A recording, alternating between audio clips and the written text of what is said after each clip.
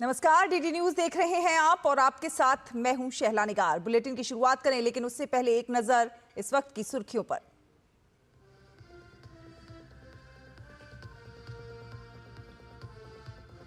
लोकसभा और राज्यसभा की कार्यवाही विपक्ष के हंगामे के कारण दोपहर 2 बजे तक स्थगित। राज्यसभा में किरेन रिजिजू ने कहा, कांग्रेस ने हमेशा डॉक्टर अंबेडकर का किया अपमान। बीजिंग में भारत चीन विशेष प्रतिनिधि स्तर की वार्ता। एनएसए अजीत डोभाल चीनी समकक्ष और विदेश मंत्री से कर रहे हैं बातचीत।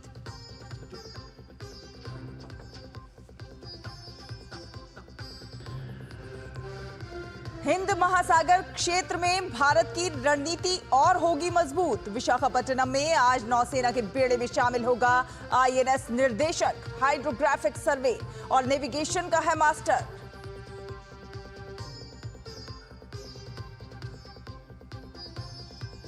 गाजा में बढ़ी संघर्ष विराम की संभावना। सीरिया के अंदर बफर जोन में पहुंचे नेतन्याहू, कहा इजराइल की सुरक्षा प्राथमिकता।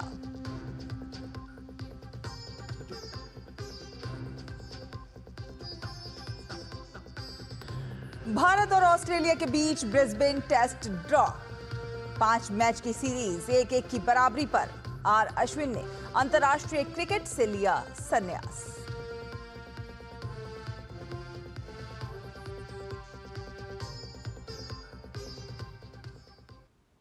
तो आपको बता दें कि संसद के शीतकालीन सत्र का आज 18वां दिन है। लोकसभा और राज्यसभा दोनों सदनों में अंबेडकर के अपमान को लेकर हंगामा हुआ। विपक्षी सांसदों ने सदन में जय भीम के नारे लगाए, जिसके बाद दोनों सदनों की कार्यवाही दोपहर 12 बजे तक के लिए स्थगित कर दी गई। कांग्रेस और अन्य विपक्ष के सांसदों का आरोप है कि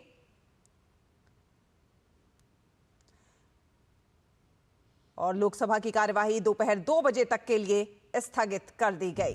तो संसद का शीतकालीन सत्र और लगातार इसमें हंगामा हो रहा है। डॉक्टर भीमराव अंबेडकर के को लेकर दिए गए बयान पर हंगामा हो रहा है।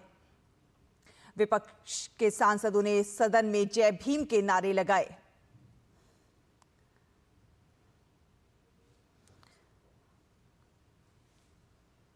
और आपको बता दें कि कार्यवाही जो है दोनों सदनों की दोपहर 2 बजे तक के लिए स्थगित कर दी गई है।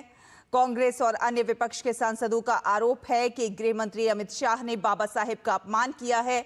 एक दिन पहले कल राज्यसभा में गृह मंत्री अमित शाह ने संविधान पर चर्चा की थी और इस दौरान उन्होंने कहा था कि अगर वे अंबेडकर का नाम जितनी बार लेते उतनी बार भगवान का नाम लेते तो उन्हें स्वर्ग में जगह मिलती। केंद्रीय मंत्री अर्जुन राम मेघवाल ने लोकसभा में कहा कि कांग्रेस का डॉक्टर अंबेडकर का अपमान करने का इतिहास रहा है और आज ये ढोंग कर रहे हैं।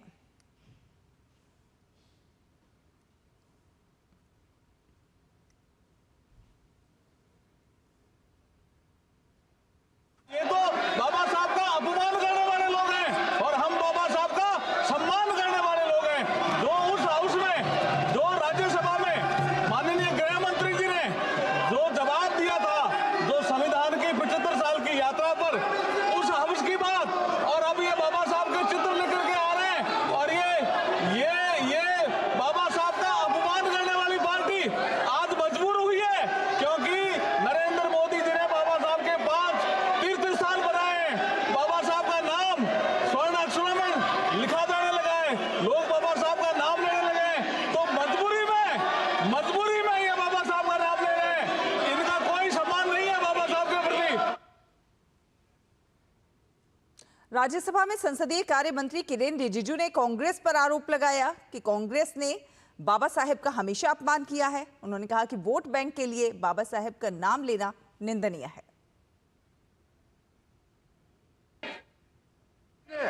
बहुत साफ शब्दों में बाबा साहब भीमराव अंबेडकर जी के बारे में हमारा श्रद्धा का भाव को प्रकट किया था और साथ साथ में ये बताया कि बाबा साहब अंबेडकर के जीते जी कांग्रेस पार्टी ने अंबेडकर जी का कैसा अपमान किया और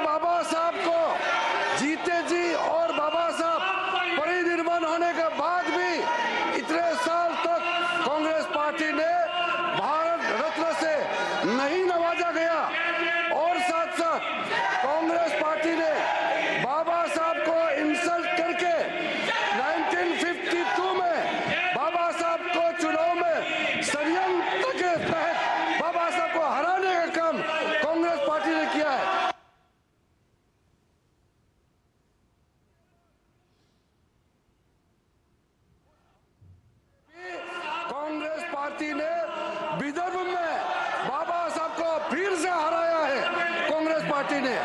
अगर बाबा साहब को कांग्रेस पार्टी नहीं हराते तो 52 के बाद भी बाबा साहब दोबारा चुन के इस सदन में पार्लियामेंट के मेंबर होते। बाबा साहब भीमराव जैसे आदमी को इन्होंने हरा करके देश के साथ इन्होंने खिलवाड़ किया है।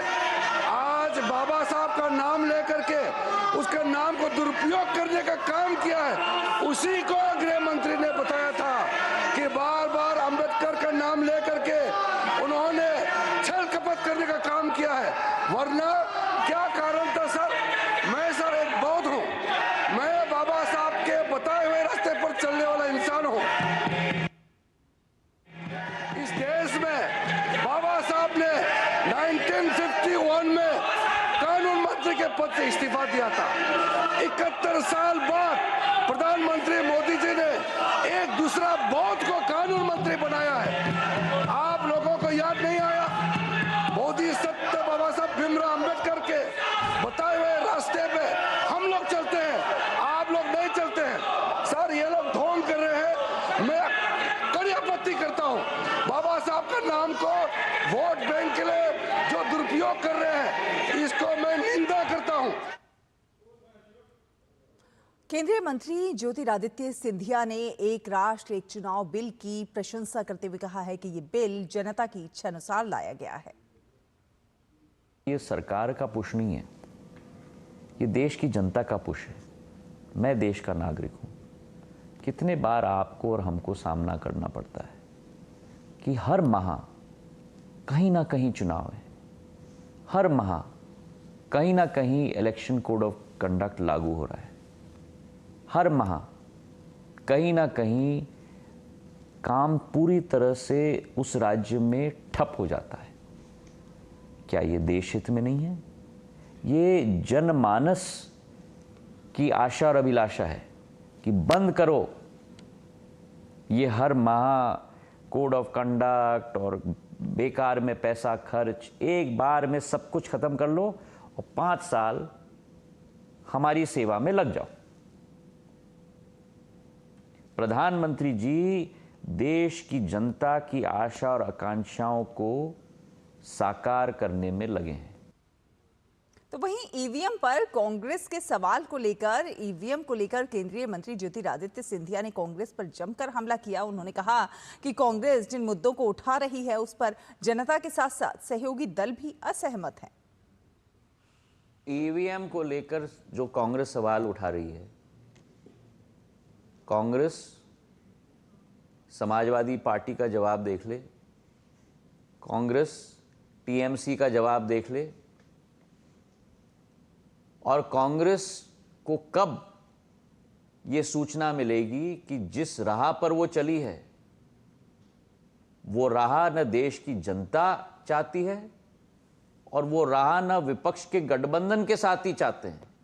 और इसलिए अब स्थिति कांग्रेस की आ गई है कि देश की जनता ने तो कांग्रेस का हाथ तो छोड़ ही दिया, कांग्रेस का साथ तो छोड़ दिया, इंडी ब्लॉक के गठबंधन के पार्टीज भी उनका हाथ छोड़ रहे हैं और उनका साथ छोड़ रहे हैं। और केंद्रीय गृह मंत्री अमित शाह ने कल राज्यसभा में कहा है कि भारतीय जनता पार्टी उत्तराखंड की तरह प्रत्येक भाजपा शासित राज्य में समान नागरिक संहिता लागू करेगी। जी हां, संविधान को स्वीकृति के 75 वर्ष पूरे होने पर राज्यसभा में चर्चा का समापन करते हुए अमित शाह ने देश में समान नागरिक संहिता लागू नहीं करने के लिए कांग्रेस की तीखी आलोचना की। उन्होंने कांग्रेस पर तुष्टीकरण की राजनीति करने का आरोप लगाया और पूछा कि एक धर्म निरपेक्ष राष्ट्र में प्रत्येक धर्म के लिए एक समान कानून क्यों नहीं होना चाहिए। पहले प्रधानमंत्री जवाहरलाल नेहरू जी मुस्लिम पर्सनल लॉ लेकर आए और यूसीसी नहीं आया। मैं आज कांग्रेस पार्टी को इस सदन में साफ पूछना चाहता हूं, क्या पंथ निरपेक्ष राष्ट्र के अंदर सभी धर्मों के लिए एक कानून होना चाहिए या नहीं होना चाहिए? इसकी कांग्रेस पार्टी स्पष्टता करे। इन्होंने तुष्टीकरण की शुरुआत वहीं से करी है। मुस्लिम पर्सनल लॉ इस देश में संविधान आने के बाद तुष्टीकरण की शुरुआत। आर्टिकल 14 और 15 का ये भंग है। अंबेडकर जी, लोहिया जी, के.एम. मुंशी, एच.वी. कामत, ये सब ने इसका विरोध किया है। भारतीय जनता पार्टी की सरकार हर राज्य में कॉमन सिविल कोड लेकर आए। और राष्ट्रीय सुरक्षा सलाहकार अजीत डोभाल इस समय बीजिंग में हैं, जहां पर वो आज भारत चीन विशेष प्रतिनिधि वार्ता में भाग ले रहे हैं। दोनों देशों के बीच ये 23वें दौर की वार्ता है। इसमें चीन के विदेश मंत्री वांग यी भी मौजूद हैं। एलएसी पर सैनिकों की वापसी से जो तनाव कम हुआ है, उसके बाद अब कई मुद्दों पर चर्चा होने की उम्मीद है। ये वार्ता भारत और चीन के बीच सीमा विवादों और सुरक्षा संबंधित मुद्दों पर बातचीत करने का एक मंच है। पिछली बार ये बातचीत दिसंबर 2019 में नई दिल्ली में हुई थी और उसके बाद से गलवान घाटी में सीमा विवाद के कारण ये वार्ता निलंबित कर दी गई। विशेष प्रतिनिधि स्तर की वार्ता 5 वर्षों बाद हो रही है। इस वार्ता की शुरुआत फिर से करने की सहमति प्रधानमंत्री नरेंद्र मोदी और राष्ट्रपति शी जिनपिंग के बीच अक्टूबर 2024 में बनी थी।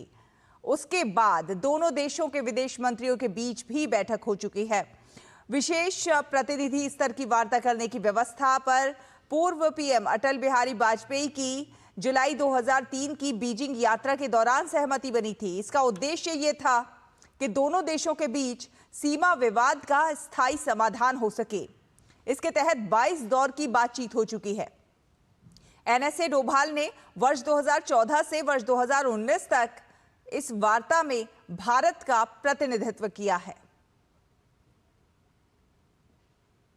तो माना यह जा रहा है कि राष्ट्रीय सुरक्षा सलाहकार अजीत डोभाल की चीन के विदेश मंत्री के साथ वार्ता से भारत चीन के बीच सीमा विवाद को लेकर एक शांतिपूर्ण समाधान के नए रास्ते खुलेंगे।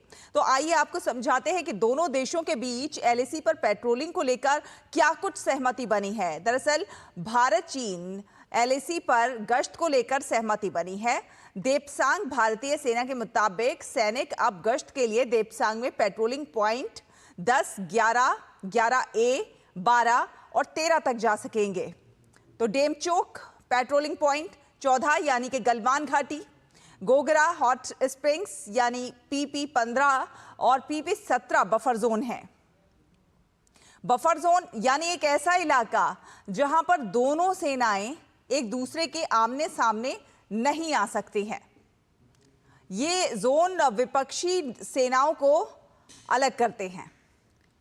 तो गलवान घाटी, गोगरा हॉट स्प्रिंग्स पर पेट्रोलिंग पर अभी फैसला नहीं। समझौते में लद्दाख के देपसांग के तहत आने वाले 4 पॉइंट्स को लेकर सहमति बनी है। डेमचोक के गलवान घाटी और गोगरा हॉट स्प्रिंग्स में गश्त को लेकर अभी कुछ नहीं कहा गया है। तो डेमचोक पेट्रोलिंग पॉइंट, तो आइए अब ये जान लेते हैं कि पेट्रोलिंग पॉइंट्स के क्या है और पेट्रोलिंग पॉइंट के बारे में क्या कुछ जानकारी आपको बता देते हैं। भारत चीन सीमा पेट्रोलिंग पॉइंट्स पूर्वी लद्दाख के भारत चीन बॉर्डर पर भारतीय सेना की पेट्रोलिंग का पहला राउंड पूरा होने के बाद 1 नवंबर 2024 से डेमचोक और देपसांग इलाके में गश्त शुरू हुई थी। इन दोनों इलाकों में एक बार भारतीय सैनिकों और एक बार चीनी सैनिकों की तरफ से गश्त की जाएगी। भारत चीन के बीच पूर्वी लद्दाख में 4 साल से सीमा विवाद को लेकर तनाव बना हुआ था। 2 साल की लंबी बातचीत के बाद 21 अक्टूबर 2024 को एक समझौता हुआ कि दोनों सेनाएं विवादित पॉइंट्स देपसांग और डेमचोक से पीछे हट जाएंगी।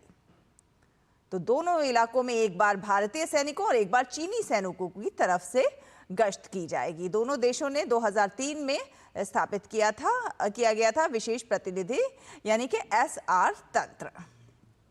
21 दिसंबर 2019 को नई दिल्ली में अजीत डोभाल और वांग यी के बीच 22वें दौर की वार्ता हुई थी। तो सीमा विवाद कम करने के ये प्रयास लगातार जारी और जनवरी 2012 में नई दिल्ली में 15वें दौर की ये SR वार्ता हुई थी। भारत चीन सीमा मामलों पर परामर्श और समन्वय के लिए कार्यतंत्र WMCC की स्थापना पर एक MOU साइन हुआ था और जून 2020 से दोनों पक्ष पूर्वी लद्दाख में WMCC और सैन्य माध्यम से तनाव को कम करने में जुटे हुए हैं और ये प्रयास रंग भी ला रहे हैं। WMCC की अब तक हो चुकी हैं 32 बैठकें, तो लगभग 32 बैठकें अब तक हो चुकी हैं और 32वीं बैठक 5 दिसंबर 2024 को नई दिल्ली में आयोजित की गई थी। फिलहाल एक छोटा सा ब्रेक लेते हैं, ब्रेक के उस पार खबरों का सफर जारी रहेगा। देखते रहिए DD न्यूज़। खुद को पैम्पर करिए MDH बादाम रोगन के साथ, जो आपको संवारे, निखारे और नरिश करे।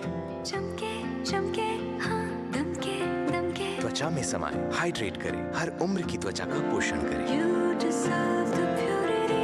MDH बादाम रोगन, नेचुरल, टेंडर, प्योर। चमके चमके, जब धरती चीर कर निकलता है लोहे का पत्थर और मिलता है मोंगिया के जोश से, फिर तपता है, पिघलता है और बनता है फौलाद।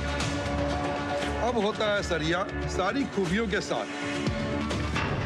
मोंगिया स्टील, मजबूत देश का मजबूत सरिया। मुथूट फाइनेंस गोल्ड ओवरड्राफ्ट, ब्याज सिर्फ उतने ही दिन का भरिए जितने दिन पैसे इस्तेमाल कीजिए। आज ही कॉल कीजिए 1-800-313-1212। अब आया असली स्वाद। अब आया स्वाद। जब स्वाद के पड़े हो लाले तो MDH का चंकी चाट मसाला डालें। MDH का चंकी चाट मसाला। MDH। ब्रेक के बाद स्वागत है आपका। आप देख रहे हैं DD न्यूज़। आपको बता दें कि नौसेना के नए सर्वेक्षण पोत यानी कि निर्देशक को आज विशाखापट्टनम के नौसेना डॉकयार्ड में नौसेना के बेड़े में शामिल किया जाएगा। भारतीय नौसेना का ये नवीनतम सर्वेक्षण पोत का वजन लगभग 3800 टन है और 110 मीटर लंबा ये जहाज 2 डीजल इंजनों द्वारा संचालित होता है। भारतीय नौसेना का ये नया जहाज बेहद अत्याधुनिक हाइड्रोग्राफिक और महासागरीय सर्वेक्षण उपकरण से सुसज्जित है। सर्वेक्षण पोत परियोजना का दूसरा जहाज निर्देशक हाइड्रोग्राफिक सर्वेक्षण करने, नेविगेशन में सहायता करने और समुद्री संचालन के लिए डिजाइन किया गया है। ये पूर्ववर्ती पोत निर्देशक के पुनर्जन्म का प्रतीक है। पहले पोत को 32 वर्षों की सेवा के बाद 19 दिसंबर 2014 को नौसेना के बेड़े से विदा कर दिया गया था। नौसेना के इस समुद्री जहाज का निर्माण GRSE कोलकाता में किया गया है। जहाज के निर्माण में 80% से अधिक स्वदेशी सामग्री का उपयोग किया गया है। ये उपलब्धि जहाज के डिजाइन और निर्माण में भारत की विशेषज्ञता और भारतीय नौसेना के आत्मनिर्भरता की पुष्टि करती है। ये पोत समुद्र में लगातार 25 दिन तक रह सकता है और 18 समुद्री मील प्रति घंटे की गति से चलने में सक्षम है। ये देश के जल क्षेत्र का मानचित्रण करने और अपने विदेशी सहयोग सर्वेक्षणों के माध्यम से हिंद महासागर क्षेत्र में भारत की रणनीतिक उपस्थिति को मजबूत करने में महत्वपूर्ण भूमिका निभाएगा। रक्षा राज्य मंत्री संजय सेठ इस समारोह के मुख्य अतिथि होंगे। और चलिए आपको सीधे लिए चलते हैं। लोकसभा आने चाहते थे, कांग्रेस पार्टी ने षड्यंत्र रचा करके बाबा साहब भीमराव अंबेडकर को मुंबई से हराया है। फिर उपचुनाव में बाबा साहब अंबेडकर फिर से लोकसभा आना चाहते थे और विदर्भ में कांग्रेस पार्टी ने फिर से षड्यंत्र करके बाबा साहब को दोबारा फिर हराया। तो बाबा साहब ने राजनीति छोड़ के 1956 में नागपुर में दीक्षा भूमि में बौद्ध धर्म को अपनाना पड़ा। कांग्रेस पार्टी ने बाबा साहब को जितना अपमानित किया वही तक सीमित नहीं है। बाबा साहब 1956 में परिनिर्वाण हुए थे। उसके इतने साल बाद बाबा साहब को कभी भी कांग्रेस ने याद नहीं किया और भारत रत्न भी कभी भी बाबा साहब को नहीं दिया। जब कांग्रेस पार्टी को हराया उससे 1989 में, तब जाकर के 90 में भारतीय जनता पार्टी के समर्थन से राष्ट्रीय मोर्चा का सरकार ने VP सिंह का प्रधानमंत्री रहते समय भारत रत्न से बाबा साहब भीमराव अंबेडकर को नवाजा गया है। तो क्यों कांग्रेस पार्टी ने बाबा साहब को इतना अपमानित किया? और देखिए, हम अभी पार्लियामेंट में हम लोग काम कर रहे हैं। एक चीज से तस्वीर कभी कभी बहुत कुछ बताते हैं। आज मैं पार्लियामेंट्री अफेयर्स मिनिस्टर हूं। हमारा दोनों साथी अर्जुन मेघवाल जी और एल मुरुगन जी, हम तीनों उसी वर्ग से आते हैं जिस वर्ग से बाबा साहब आते हैं। मैं पहला बौद्ध हूं जो इस देश का कानून मंत्री बना। 71 ईयर्स बाद मोदी जी ने दूसरा एक बौद्ध को अंबेडकर के कुर्सी में बैठने को प्रावधान किया। मेरे बाद में अर्जुन मेघवाल जी आज कानून मंत्री है, वो भी उसी वर्ग शेड्यूल कास्ट वर्ग से है जिस वर्ग से बाबा साहब आते हैं। मुरुगन जी आज हमारे साथ संसदीय कार्य का राज्य मंत्री के रूप में काम कर रहे हैं, वो भी उसी वर्ग से आते हैं, शेड्यूल कास्ट वर्ग से जिस वर्ग से बाबा साहब आते हैं। आज पूरा पार्लियामेंट का व्यवस्था हम लोग उसी वर्ग से आते हैं, एसटी एससी कम्युनिटी, बौद्ध कम्युनिटी, हम लोग को चलाने का मौका दिया। ये बाबा साहब का सपना को पूरा करने का काम मोदी जी ने किया है। कांग्रेस पार्टी ने कभी याद किया है किसी एसटी एससी को कभी पार्लियामेंट्री अफेयर्स कानून मंत्री बनाने का कभी सोचा है? देखिए, कथनी और करनी में अंतर नहीं होना चाहिए, लेकिन आज कांग्रेस पार्टी बार बार बाबा साहब अंबेडकर का नाम लेकर के जो पाप काम किया है वो साफ नहीं हो सकते हैं। कांग्रेस पार्टी ने बाबा साहब भीमराव अंबेडकर को जिस तरीके से तरपाया, अपमानित किया, वो हजारों साल तक भी कांग्रेस पार्टी वो पाप को साफ नहीं कर सकते हैं। और आज बाबा साहब का तस्वीर लेके घूमते हैं, वो शर्म आना चाहिए। और गृह मंत्री जी ने बड़े डिटेल में बताया कल कि मोदी जी ने किस तरीके से बाबा साहब का लेगेसी को आगे ले गया। संविधान दिवस मनाने का प्रक्रिया 2015 में मोदी जी ने शुरू किया और आगे जाकर के जो 5 तीर्थ स्थल के बारे में ब्रीफली मैं नाम बताता हूं, जहां जन्म हुआ मऊ में मध्य प्रदेश में, वो भी भारतीय जनता पार्टी का सरकार का समय बना के अब मोदी जी के नेतृत्व में और विकसित किया जा रहा है। जहां बाबा साहब आखिरी परिनिर्वाण हुए थे, जिस घर में बैठे, उसको अब बहुत अच्छी तरह से विकसित करके परिनिर्वाण भूमि के रूप में उसको बनाने का काम कर रहा है। लंदन में जिस घर में बाबा साहब बैठ करके पढ़ाई किया, उसको खरीद करके मोदी जी के नेतृत्व में उसको शिक्षा भूमि के नाम से विकसित किया जा रहा है। दिल्ली में बाबा साहब भीमराव अंबेडकर का इंटरनेशनल सेंटर, दुनिया सब आता है, देखता है, वहां जाके पढ़ता है, वहां कार्यक्रम करता है।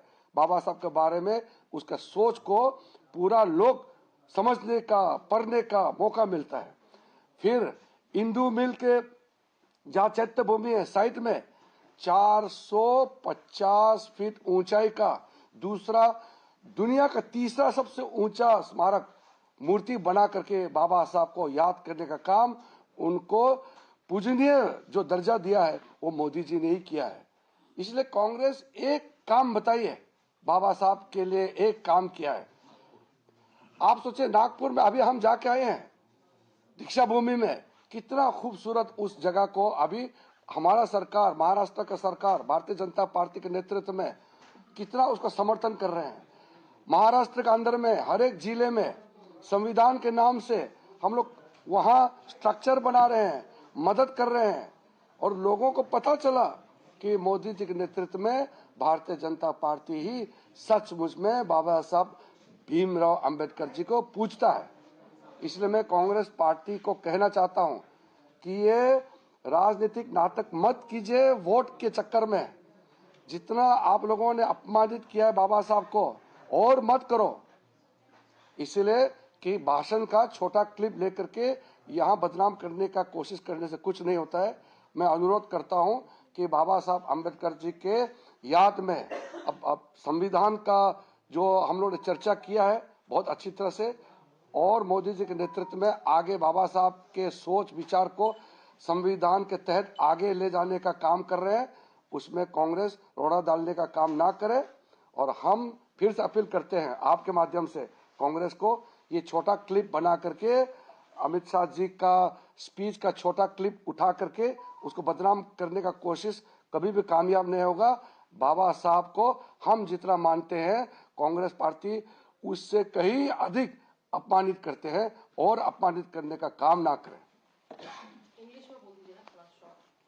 इंग्लिश में तो आप तो ये आप प्रेस वार्ता सुन रहे थे संसदीय कार्य मंत्री किरेन रिजिजू की। उन्होंने कांग्रेस का जो दोहरा रवैया है उसे लेकर उस पर हमला किया। उन्होंने कहा कि कांग्रेस ने कभी भी बाबा साहब भीमराव अंबेडकर को सम्मान देने का काम नहीं किया। इतने सालों तक बाबा साहब भीमराव अंबेडकर को उन्होंने भारत रत्न भी नहीं दिया, बल्कि वो बात कुछ और करते हैं, संविधान की बात करते हैं, लेकिन संविधान के अनुसार चलने के काम नहीं करते हैं। जबकि मोदी सरकार ने बाबा साहब भीमराव अंबेडकर को जनता के बीच, जनता को जानने समझने का मौका दिया और साथ ही साथ उनके सम्मान में तमाम अनेक प्रयास किए हैं।